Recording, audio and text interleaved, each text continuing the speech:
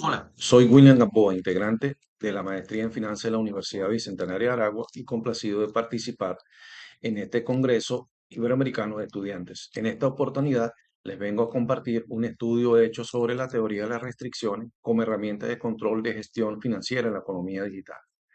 Si analizamos la historia de la gestión empresarial, nos daremos cuenta de que los líderes siempre han estado seccionados con una sola palabra: eficiencia. Nos han enseñado así casi como un dogma de fe que si logramos que cada engranaje, cada departamento y cada profesional de una organización funcione al 100% de su capacidad, la organización de forma mágica alcanzará su máximo rendimiento financiero.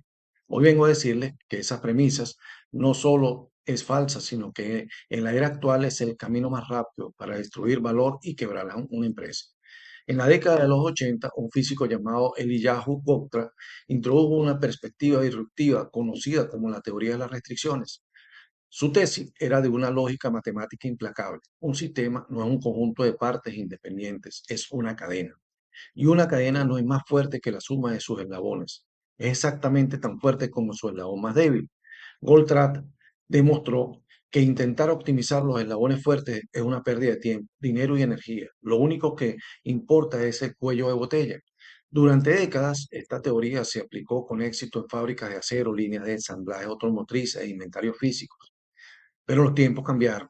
Hoy nos encontramos inmersos en la economía digital, una economía donde los productos están hechos de bits y no de átomos, donde el costo marginal de distribución tiende a cero y donde los procesos ocurren a la velocidad de la luz en servidores en la nube. La pregunta obligatoria para cualquier estratega financiero hoy es: ¿cómo se gestionan las restricciones cuando el cuello de botella ya no es una máquina física, sino un flujo invisible de datos? ¿Cómo cambia la toma de decisiones financieras cuando la fábrica se vuelve intangible? Para responder a esto, debemos comprender la naturaleza de los modelos de negocios digitales. En una empresa tradicional, el inventario es evidente: cajas acumuladas en un almacén. Si hay demasiado inventario, el director de finanzas lo ve y se preocupa porque hay capital de trabajo atrapado allí. Pero en el ecosistema digital, el inventario toma formas engañosas. Un código de software perfectamente programado que lleva meses sin desplegarse en producción de inventario acumulado. Una base de datos con millones de registros de clientes potenciales a los que nadie ha contactado en inventario acumulado. Características de un producto que los ingenieros desarrollaron, pero que el mercado no utiliza, es financieramente hablando desperdicio e inventario inútil. El problema es que este inventario no ocupa espacio físico, no acumula polvo y por lo tanto es invisible para los balances contables tradicionales. Aquí es donde la contabilidad de costos tradicional sufre un colapso. Los sistemas clásicos intentan calcular el costo unitario de un servicio digital prorrateando gastos fijos masivos, como la infraestructura de servidores o la nómina de los ingenieros de desarrollo, entre unidades teóricas vendidas. Esto empuja a los directivos a tomar decisiones basadas en márgenes teóricos que no se reflejan en el flujo de caja real. La economía digital, el gasto operativo es prácticamente fijo a corto plazo y la capacidad de escala es masiva.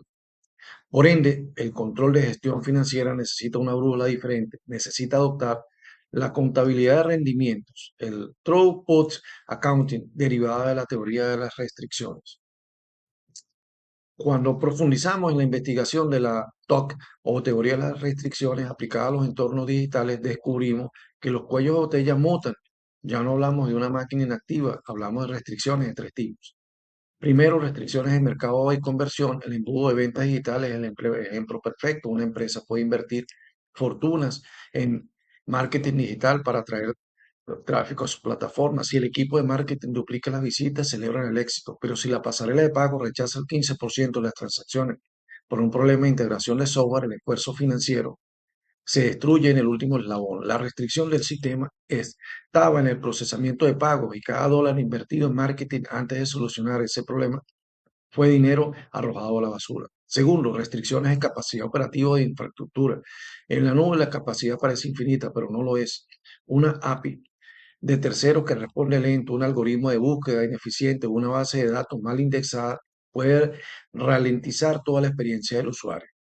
Si el usuario experimenta lentitud, abandona la plataforma. El cuello de botella técnico se traduce de inmediato en una caída del throughput o rendimiento financiero global.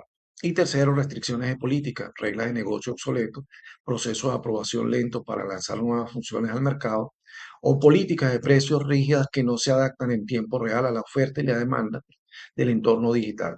El verdadero control de gestión financiera en esta era consiste en mapear estos flujos intangibles y traducir las métricas operativas digitales como tasas de conversión, latencia de servidores y tiempo de despliegue directamente en impacto sobre el flujo de caja. Ahora bien, ¿cuál es la gran ventaja competitiva que tenemos hoy en día en comparación con la época en la que Goldratt reescribió su teoría? La respuesta es la disponibilidad de datos en tiempo real. Históricamente, aplicar la teoría de restricciones requería de detenerse en la planta con un cronómetro a medir tiempos y movimientos. Hoy la economía digital genera su propio rastro de datos de manera automatizada. Al integrar herramientas analíticas avanzadas y Big Data con los sistemas de control de gestión, ocurre una transformación sin precedentes. El director de finanzas moderno ya no tiene que esperar al cierre de mes para ver un estado de resultados históricos que solo sirve para hacer una autopsia de lo que salió mal. Hoy es posible estructurar tableros de control predictivo que alertan en el acto cuando un indicador operativo está amenazando la restricción del sistema.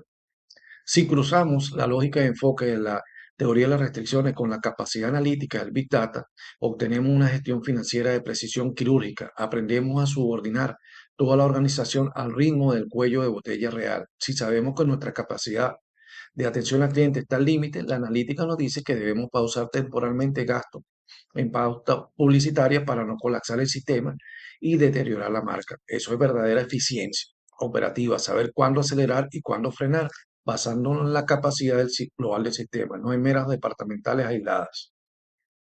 Para concluir, debemos entender que la economía digital no eliminó las leyes y la física de los procesos, simplemente las volvió invisibles a los humanos no entrenados. Los cuellos de botella siguen existiendo y hoy se esconden detrás de líneas de código, arquitecturas de software y embudos de conversión. El control de gestión financiera no puede seguir siendo un departamento reactivo orientado únicamente a la reducción de costos.